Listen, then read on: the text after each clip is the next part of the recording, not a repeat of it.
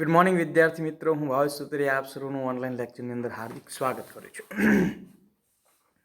ધોરણ 9 સામાજિક વિજ્ઞાનની અંદર આપણે જે અગાઉના યુનિટ ચલાવેલા છે, પહેલી પરીક્ષામાં પૂછાયેલા એની સિવાયના હવે પછીના જ્યાં વાર્ષિક પરીક્ષા સુધીના જે યુનિટો છે હવે આપણે ચલાવવાના છે.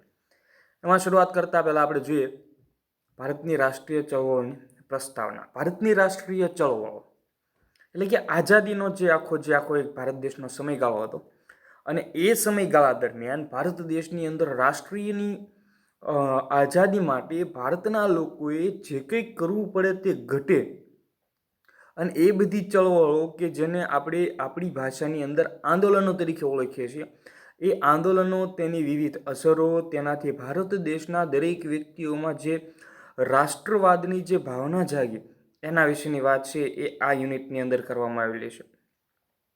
આપણે ઘણી વખત જે રજાઓ ભોગવતા હોય એ રજાઓ કોના કારણે આવેલી છે તેનું કદાચ ખ્યાલ જોઈએ ને તો મોટાભાગની રજાઓ ભારત દેશના જે રાષ્ટ્રીય ક્રાંતિવીરો હતા કે જેમને પોતાનું બલિદાન છે રાષ્ટ્રને સમર્પણ કરેલું, તેના વિશેની આ યુનિટની અંદર વાત કરવામાં આવેલી છે.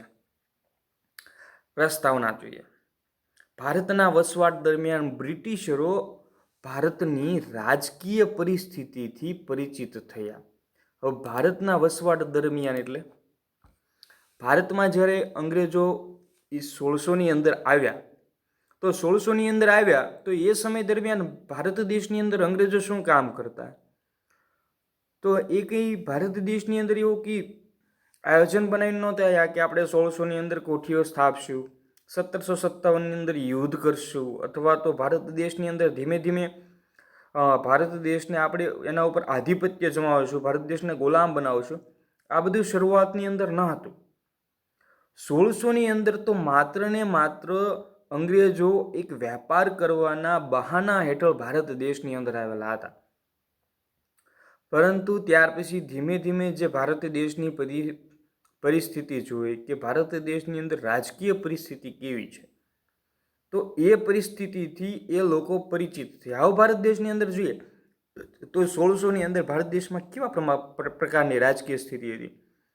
રાજકીય સ્થિતિ એટલે કોનું શાસન છે, કોણ રાજ કરે છે, વગેરે વગેરે. તો એ સમય દરમિયાન મુગલ સલ્તનત, એની સિવાય નાના મોટા રજવાડાઓના રાજાઓ રાજ કરતા હતા.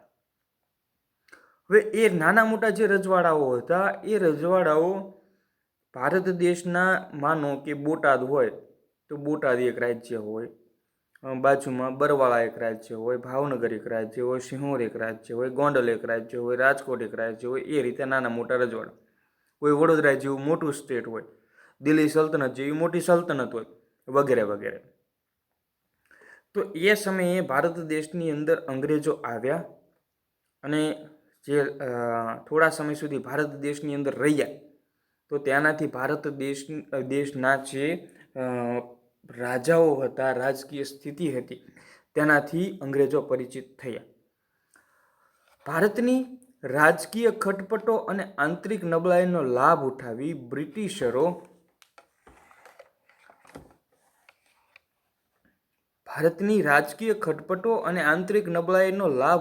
બ્રિટિશ ઈસ્ટ ઇન્ડિયા કંપનીએ 1757માં બંગાળમાં પગ પેસારો કર્યો. હવે ભારતની રાજકીય ખટપટો અને આંતરિક નબળાઈ કઈ કે રાજાઓ અંદરો અંદર ઝઘડાઓ કરતા, એક રાજાને બીજા રાજા ઉપર વિશ્વાસ ન હોય, એક બીજા રાજાઓ છે એ નાની નાની વાત ઉપર પોતાના અસ્તિત્વને ટકાવી રાખવા માટે ઝઘડાઓ કરતા હોય. આ સર્વસામાન્ય સ્વાભાવિક બાબત છે, તમે કોઈ પણ જાણો છો કે ભારત દેશની અંદર રાજાઓના ઝઘડાઓના કારણે બ્રિટિશરો છે એ ભારત દેશની અંદર રાજ્ય કરવા માટે સફળ બન્યા. ઈસ્ટ ઇન્ડિયા કંપનીએ 1757માં બંગાળમાં પગ પેસારો કર્યો. 1757માં કઈ ઘટના ઘટી હતી યાદ કરો તમે? બંગાળની અંદર 1757માં પ્લાસીનું યુદ્ધ થયું હતું. હવે પ્લાસીનું યુદ્ધમાં તમને ખ્યાલ છે પેલી આખી ઘટના, મીર કાસિમ, મીર જાફર, સિરાજુદ્દૌલા, અને એની સામે કોણ હતા? અંગ્રેજો હતા. એ યુદ્ધ કેવી રીતે જીત્યું છે? રાજકીય ખટપટો કે એક શેઠ અમીરચંદ અને મીર જાફર, મીર કાસિમ છે વગેરે વગેરેને પોતાના તરફ પક્ષમાં લઈ લીધા અને ત્યાર પછી તેઓ એ યુદ્ધ જીતી ગયા. તે યુદ્ધ જીતવાથી તેમને બંગાળની અંદર બંગાળ, બિહાર અને ઓરિસ્સાની અંદર તેમને દીવાની સત્તાઓ પ્રાપ્ત થઈ. હવે દીવાની સત્તા એટલે એ સમયે દીવાની સત્તાનો મતલબ થાય છે કર ઉઘરાવવાની સત્તા. ત્યાર પછી ઈસવીસન 1857 એટલે કે 100 વર્ષ બાદ ભારત દેશનો પ્રથમ સ્વતંત્ર સંગ્રામ થયો. 1757 થી 1857ના 100 વર્ષના સમયગાળા દરમિયાન ભારત દેશની અંદર મોટા ભાગના જે સ્થળો હતા, જે રાજાઓ હતા, એ મોસ્ટ ઓફલી સ્થળો કે રાજાઓ છે એ અંગ્રેજોના શાસન તળે આવી જાય છે. અંગ્રેજોએ ભારતનું આધિપત્ય જળવાઈ રહે તે માટે ભારત દેશની અંદર મજબૂત વહીવટી માળખાનો ધીરે ધીરે વિકાસ કર્યો. અંગ્રેજોએ સ્થાપેલા જેટલા જે વહીવટી માળખા દ્વારા દેશની જે અંદર એક સારું કામ એ કર્યું કે કોઈ પણ રાજ્ય હોય, કોઈ પણ સ્થળ હોય, તો એ કોઈ પણ રાજ્ય અથવા તો સ્થળ ઉપર સમાન કાયદો અને સમાન વહીવટ, એક પ્રકારે એક સેમ સિસ્ટમ, જે સામાજિક એવી પ્રણાલી કે ભારત દેશના દરેક લોકો ઉપર તેનું સીધી અસર પડે એવી પ્રણાલી છે એ સ્થાપવાનો પ્રયત્ન કર્યો. તે અનુસાર લગભગ વહીવટી, ત્યાર પછી ધારાકીય, ન્યાયતંત્ર વગેરે વગેરેનો સમાવેશ થાય છે. એટલે કે ભારત દેશની અંદર એક સરખો વહીવટ શરૂ કર્યો. એ પછી બંગાળ હોય, બિહાર હોય, ગુજરાત હોય, મહારાષ્ટ્ર હોય કે કોઈ પણ સ્થળ હોય કે જે અંગ્રેજોના શાસન નીચે હશે ત્યાં એક જ સરખી વહીવટ પ્રણાલિકા હશે. આમ છતાં ભારતમાં રહેનાર અંગ્રેજોએ ઇંગ્લેન્ડને વધુ લાભ થાય તેવા કાયદા અને વહીવટની સ્થાપના કરી. ભારત દેશની અંદર અંગ્રેજો શાસન કરતા 1757 થી 1857નું શાસન એટલે વ્યાપારીઓનું શાસન કહેવાય. પરંતુ કાયદાઓ એવા ઘડવામાં આવતા કે જેના કારણે ભારત દેશના લોકોને કે ભારત દેશને નહીં પરંતુ અંગ્રેજ એ સમયના વેપારીઓને કે ઇંગ્લેન્ડને સીધે સીધો ફાયદો થાય. એ સમય જોઈએ ને 1750 થી 1850નો સમયગાળો, તો એ સમયગાળો એટલે ઔદ્યોગિક ક્રાંતિ. વિશ્વની અંદર ઔદ્યોગિક ક્રાંતિનો સમયગાળો છે 1750 થી 1850નો ગણવામાં આવે છે. હવે એ સમય દરમિયાન અંગ્રેજોએ ભારત દેશને લૂંટ્યો અને જેટલો કાચો માલ છે ઇંગ્લેન્ડને આપ્યો અને ઇંગ્લેન્ડમાંથી તૈયાર માલ ભારત દેશમાં વેચવામાં આવતો. એટલે ભારત છે એમને એમ ધીરે ધીરે કંગાળ બન્યું. અત્યારે કદાચ આપણે એક રીતે સામાન્ય અર્થમાં કહી શકાય કે ઇંગ્લેન્ડ જે સમૃદ્ધ દેશ બન્યો છે એની પાછળ કોઈ રીતે ભારત દેશનો છે એ સહારો રહેલો છે, જેના કારણે ઇંગ્લેન્ડ દેશ છે એ આજે આટલો છે સફળ બનેલો છે. આગળનો ટોપિક છે 1857નો સંગ્રામ. 1857નો સંગ્રામ એટલે શું કે ભારત દેશના રાજાઓ છે એ અંગ્રેજો વિરુદ્ધ કરેલું પ્રથમ યુદ્ધ. એની પહેલાં બળવાઓ થતા રાજાઓ યુદ્ધ કરતા, પરંતુ એક સિંગલ રાજા હોય કે સિંગલ રાજા અંગ્રેજો સામે યુદ્ધ કરતો, હારતો અને સંધિ કરતો. પરંતુ 1857નો જે સમયગાળો છે એ એવો સમયગાળો છે કે એક રાજાની ઘણા બધા રાજાઓ છે એક સાથે મળીને અંગ્રેજો વિરુદ્ધ એક પ્રકારનો એક બળવો અથવા તો એક પ્રકારનું એક ચળવળ ચલાવી હતી કે જેના કારણે યુદ્ધ થયું. યુદ્ધની અંદર અમુક કારણોસર ભારત દેશના રાજાઓ છે હાર્યા. 1857નો સ્વતંત્ર સંગ્રામ થવા માટે કેટલાક કારણો જવાબદાર હતા. હવે કેટલાક કારણોમાં કયા કયા કારણો જવાબદાર હતા એ લગભગ આપણે જાણીએ છીએ, છતાં એક વખત એના ઉપર એક દિવસે થોડીક નજર કરી લઈએ. પહેલું છે રાજકીય અસંતોષ, બીજું છે આર્થિક શોષણ, ત્રીજું છે સામાજિક ધાર્મિક પરિબળ અને ચોથું છે લશ્કરી પરિબળ અને તાત્કાલિક પરિબળ. હવે રાજકીય પરિબળો કયા કે અંગ્રેજોની જે 1757 થી 1857ના 100 વર્ષના સમયગાળા દરમિયાન અમુક એવી રાજકીય એવી ખટપટો અને ચળવળો ચલાવી જેના કારણે ઘણા બધા રાજાઓ છે એને પોતાનું જે રાજ્ય છે અંગ્રેજોને આપી દીધું. કેવી રીતે જોઈએ આપણે વેલેસ્લીની સહાયકારી યોજના, ડેલહાઉસીની જપ્તીની યોજના. એટલે આવી બધી યોજનાઓથી ભારત દેશના ઘણા બધા રાજાઓ છે નામ માત્રના રાજા રહ્યા, પરંતુ શાસન કોનું ચાલતું હોય? અંગ્રેજોનું ચાલતું. જેની અંદર માનો કે કોઈ એક રાજ્ય છે, એ રાજ્ય નાનું છે, અંગ્રેજોને ખ્યાલ છે કે જો આપણા સામે યુદ્ધ કરશે તો રાજા હારવાનો જ છે, એટલે એનું શાસન છે ચલાવી શકવાનો નથી. તો તો અંગ્રેજો એનો લાભ લઈ એના ઉપર યુદ્ધ જાહેર કરે. યુદ્ધ રાજા કરશે નહીં, કારણ કે રાજાને પણ ખ્યાલ હોય કે જો આપણે યુદ્ધ કરશું તો હારી જઈશું. તો રાજા ઉપર છે એ અમુક કર નાખવામાં આવે, એ રાજ્ય ઉપર અમુક છે એ કર નાખવામાં આવે. ભાઈ 12 મહિને આટલી સંપત્તિ છે એ અંગ્રેજોને તમારે પહોંચાડવાની અને તમે અહીંયા રાજ કરજો. અંગ્રેજો તમારા રાજની અંદર કોઈ પણ દખલગીરી કરશે નહીં. એટલે ખંડિયા રાજા કહેવાય કે એક રાજા છે કોઈ પણ પ્રકારનો નિર્ણય લે તો અંગ્રેજો એમાં પાછા દખલગીરી કરે. અને 12 મહિને અમુક છે એ વળતર છે એ અંગ્રેજોને આપવાનું રહેશે. એટલે અંગ્રેજો એમને સમૃદ્ધ બનતા જાય. તો આવા ઘણા બધા રાજકીય અસંતોષ હતા. બીજું છે આર્થિક શોષણ. આર્થિક શોષણ છે એ માત્ર રાજાઓનું કે પ્રજાઓનું નહીં, આખા ભારત દેશનું થવા લાગ્યું હતું.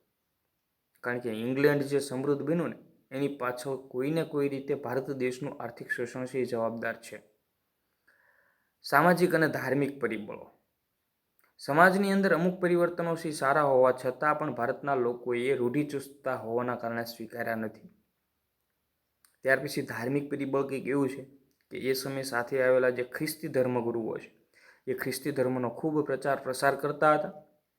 પરંતુ ભારત દેશના લોકો છે એ ખ્રિસ્તી ધર્મ સ્વીકારતા ન હતા. અને આખરે એક એવી પદ્ધતિ અથવા તો એક એવો માહોલ ઊભો થયો હતો કે ભારત દેશના લોકો એવું માનતા કે અંગ્રેજો છે એ માત્ર રાજ કરવા નહીં પરંતુ આપણો ધર્મ છે એને નાશ કરવા આવ્યા છે.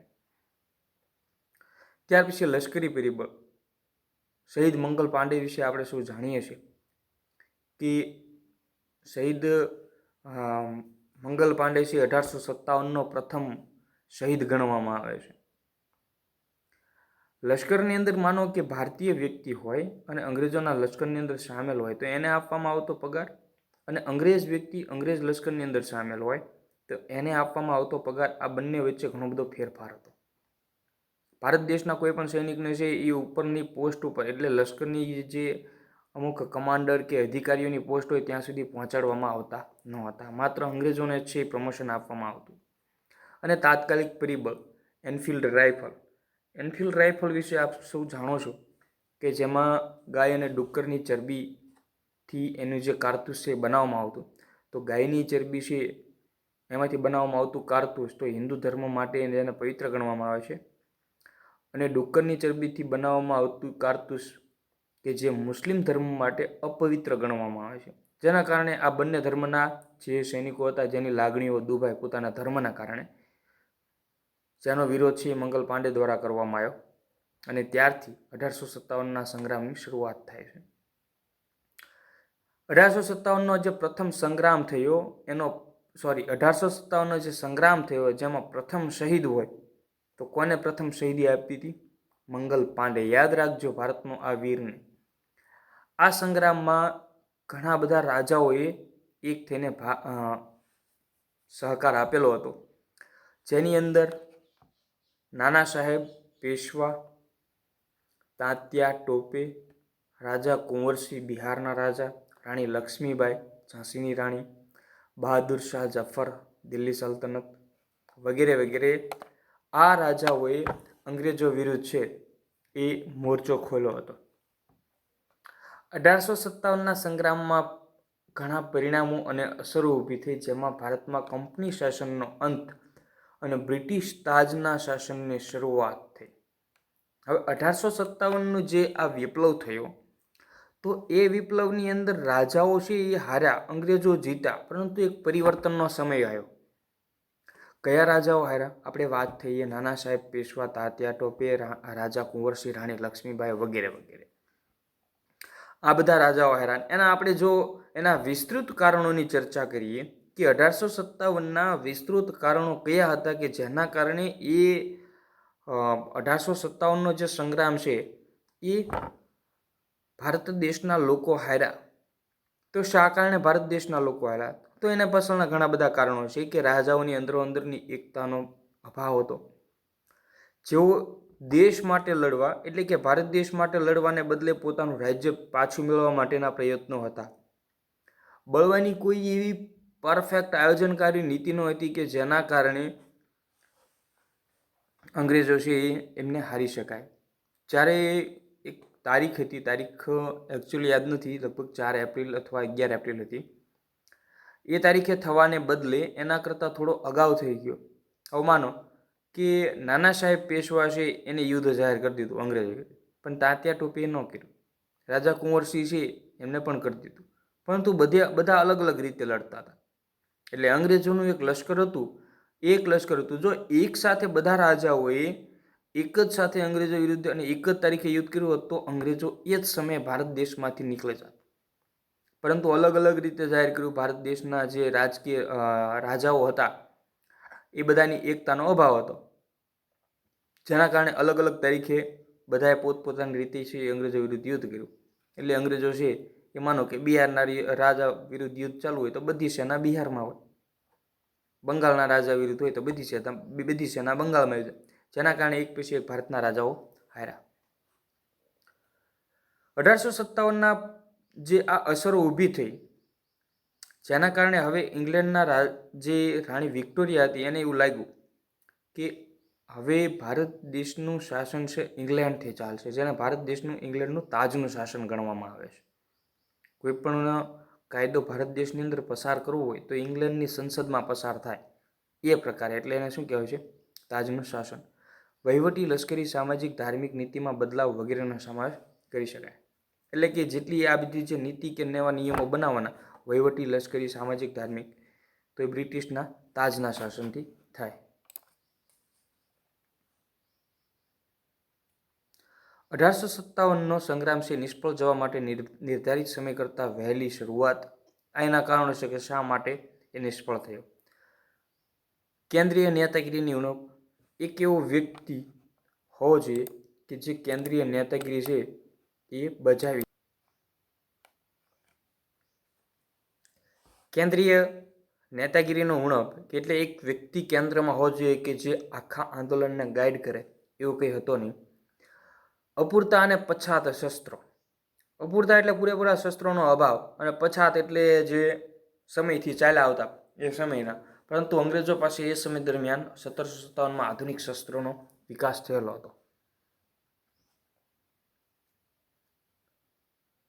ત્યાર પછી છે સૌથી મહત્વનું, સંગ્રામકારીઓ એટલે ભારતના જે વ્યક્તિઓ કે જેમણે રાષ્ટ્રીય ભાવના કરતાં પોતાના અંગત સ્વાર્થને વધારે પ્રાધાન્ય આપ્યું.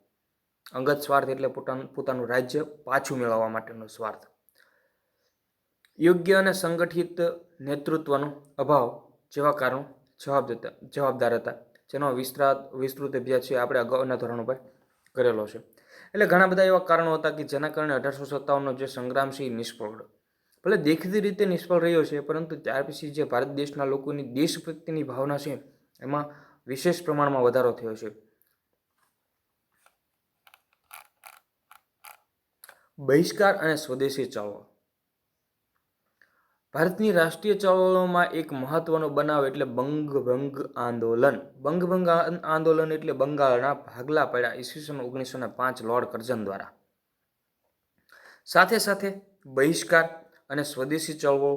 અંગ્રેજોની કૂટનીતિના પરિણામરૂપ ભાગલા પાડોની રાજકારણની નીતિના લીધે બહિષ્કાર અને સ્વદેશી ચળવળને વેગ મળ્યો. હવે સંપૂર્ણ લગભગ 1905ની આપણે જો વાત કરવામાં આવે તો એ સમય દરમિયાન મોટા ભાગનો વિસ્તાર છે એ અંગ્રેજો પાસે હતો ભારત દેશનો. લગભગ કદાચ કોઈ એવા રાજા ખૂણે ખાંચરે રહી ગયા હોય, પરંતુ એ રાજા એટલા બધા બળવાન ન હોય કે જે અંગ્રેજોને હરાવી શકે. ભારતની રાષ્ટ્રીય ચળવળોમાં એક મહત્વનો બનાવ એટલે બંગાળનું ભાગલા. ઈસવીસન 1905ની અંદર બ્રિટનના સમય એટલે ભારત દેશની અંદર સૌથી મોટો જો કોઈ હોય પ્રાંત તો એ બંગાળ પ્રાંત હતો. અને બીજી વસ્તુ એ છે કે બંગાળ પ્રાંતમાંથી જ ભારત દેશને આઝાદી અપાવવા માટેના આંદોલનની શરૂઆત થાય છે. બ્રિટિશ શાસન સમયે બંગાળ એ સૌથી મોટો પ્રાંત હતો, જેમાં આજના બંગાળ, બિહાર અને ઓરિસ્સાના ભાગનો સમાવેશ થતો હતો. ભારતના બીજા પ્રદેશો કરતાં બંગાળ છે એ ભારતનું એક રાષ્ટ્રીય ચેતનાનું કેન્દ્ર બિંદુ હતું. એ સમયનું બંગાળ એટલે આજનું બાંગ્લાદેશ, પશ્ચિમ બંગાળ, બિહાર, ઓરિસ્સા વગેરેનો મોટો ભાગ, છત્તીસગઢનો કોઈ ભાગ. એટલે એ સમય દરમિયાન છે બંગાળ ઘણો બધો મોટો પ્રાંત હતો અને ત્યાં ભારતની ઘણી બધી મોટી વસ્તી વસવાટ કરતી. અંગ્રેજો ઉતર્યા હતા કઈ જગ્યાએ? સુરતની અંદર. પરંતુ સુરતની અંદર તેઓ સેટ ન થયા અને ભારતના પૂર્વ વિભાગની અંદર બંગાળમાં ત્યાં તેમને કોઠીઓ સ્થાપી હતી. એટલે જેમ અત્યારે કે મુંબઈ અને કોલકાતા અને બેંગ્લોર બધા વિકસિત છે શહેરો અથવા પ્રાંતો, એ પ્રમાણે એ સમયે કોલકાતા છે એ વિકસિત પ્રાંતમાંથી એક પ્રાંત છે.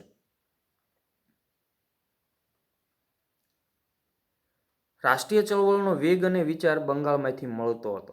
રાષ્ટ્રીય ચળવળ એટલે કે ભારત દેશને આઝાદી અપાવવા માટેના વિચારો ક્યાંથી પ્રાપ્ત થતા હતા? બંગાળમાંથી. 1857ના સંગ્રામમાં હિન્દુ અને મુસ્લિમ એક સાથે અંગ્રેજો સામે લડ્યા હતા. એક સારી બાબત છે કે 1857નો જે વિપ્લવ થયો તેમાં ભારતમાં હિન્દુ મુસ્લિમના કોઈ ધાર્મિક અથવા તો કોઈ વૈમનસ્ય સંઘર્ષો હતા નહીં, પણ એ સમયે સાથે રહીને અંગ્રેજો વિરુદ્ધ લડ્યા હતા.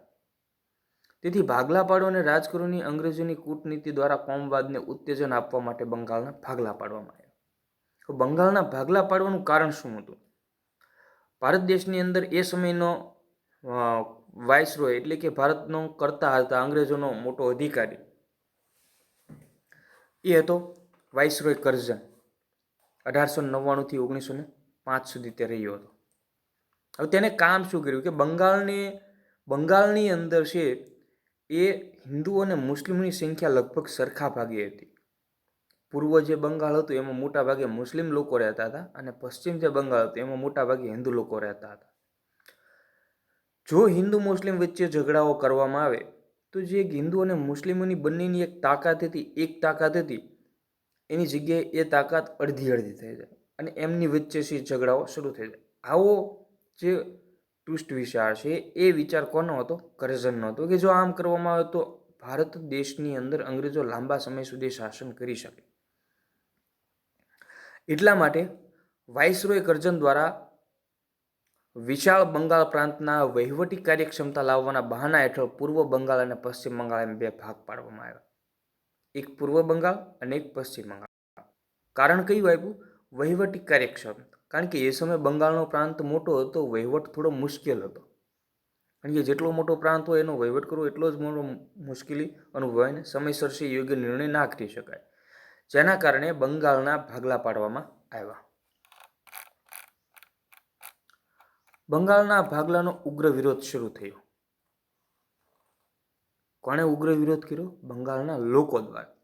16 ઓક્ટોબર 1905ના રોજ બંગાળ પ્રાંતના ભાગલાનો અમલ છે શરૂ થયો અને લોર્ડ કરઝન દ્વારા જાહેરાત કરવામાં આવી કે આજથી એટલે કે 16 ઓક્ટોબર 1905થી બંગાળના છે એ ભાગલા કરવામાં આવે છે અને વહીવટી કારણ છે એ સામે મૂકવામાં આવે.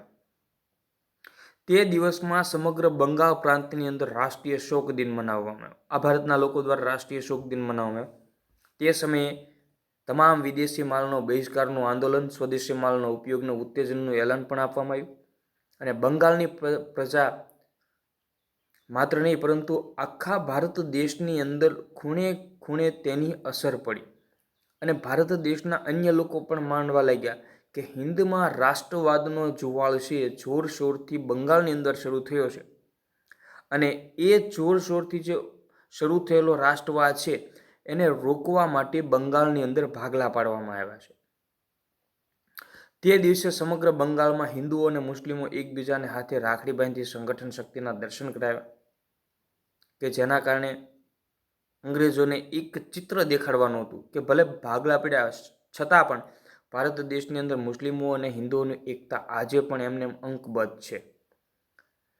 જેમાં એક આંદોલન ઊભું થયું અને એ આંદોલનના આપણે પાસાઓ જોઈએ કે સ્વદેશી અપનાવવું, વિદેશી માલનો બહિષ્કાર કરવો અને રાષ્ટ્રીય શિક્ષણ અપનાવવું.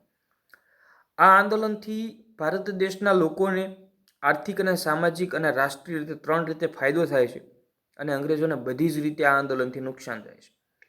સ્વદેશી આંદોલનથી ભારતને ખૂબ લાભ થયો કે જ્યારે વિદેશી માલના બહિષ્કારના કારણે ઇંગ્લેન્ડના વ્યાપારને મોટો ફટકો લાગ્યો અને મોન્ચેસ્ટરથી કાપડ આવતું છે એ બંધ થઈ ગયું.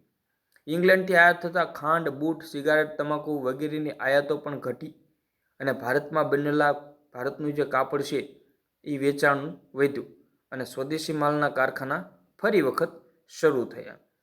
અત્યારે જે પ્રમાણે બાયકોટ ચીન ચાલે છે કે ચીનનો જે માલનો ઉપયોગ ન કરવો, આવું જ એક મજબૂત આંદોલન એ સમય દરમિયાન ઇંગ્લેન્ડ વિરુદ્ધ હતું, અંગ્રેજો વિરુદ્ધ હતું, કે એ અંગ્રેજો છે એ ભારત દેશની અંદર આર્થિક રીતે શોષણ કરતા, જેના કારણે તેમના જે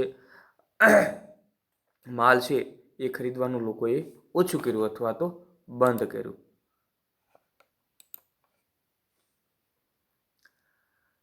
આ ઉપરાંત બંગાળ અને ભારતના અન્ય હિંદ પ્રદેશોની અંદર પંજાબ, ઉત્તર પ્રદેશ, મધ્યપ્રદેશ, મુંબઈ, મદ્રાસ વગેરે પ્રાંતોમાં પણ લડતના પ્રત્યાઘાતો પડ્યા. પ્રત્યાઘાતો એટલે અસર થઈ. ગુજરાતમાં પણ સ્વદેશી લડતનો પાયો નખાયો. બ્રિટિશ પાર્લામેન્ટમાં જબરજસ્ત આની અસર ઊભી થઈ. પાર્લામેન્ટે પુનઃ વિચારણા કરી 6 વર્ષ બાદ ઈસવીસન 1911ની અંદર આ કાયદો છે એ રદ કરવો પડ્યો. અને હિન્દવાસીઓએ આ એક યાદગાર વિજય હતો, સંગઠન શક્તિનો વિજય હતો. અંગ્રેજ શાસન વિરુદ્ધ જાગૃત થયેલી પ્રજાની અંદર એક નવી ચેતના છે એ ઉદ્ભવી હતી. હવે ભારત દેશની અંદર સ્વદેશી માલ બનાવવાની શરૂઆત થઈ, જેની માટે ભારત દેશની અંદર ભારત દેશના લોકોના કારખાના શરૂ થયા. શરૂ થતાની સાથે જ ભારતના જે એ સમયના મોટા પ્રાંતો હતા, પંજાબ, ઉત્તર પ્રદેશ, મધ્યપ્રદેશ, મુંબઈ, મદ્રાસ વગેરે વગેરે, તો એ મોટા પ્રાંતોની અંદર પણ રાષ્ટ્રવાદ ઊભો થયો. કારણ કે એ સમય દરમિયાન આ બધા જ વિસ્તારો ઉપર અંગ્રેજોનું શાસન હતું. ગુજરાતમાં પણ સ્વદેશીની લડતનો પડઘો પડ્યો અને આનો પડઘો બ્રિટિશ પાર્લામેન્ટમાં જબરજસ્ત પડ્યો. કારણ કે મોટા ભાગની જે વસ્તુઓ હતી એ વસ્તુઓની આયાત છે એ બંધ થઈ.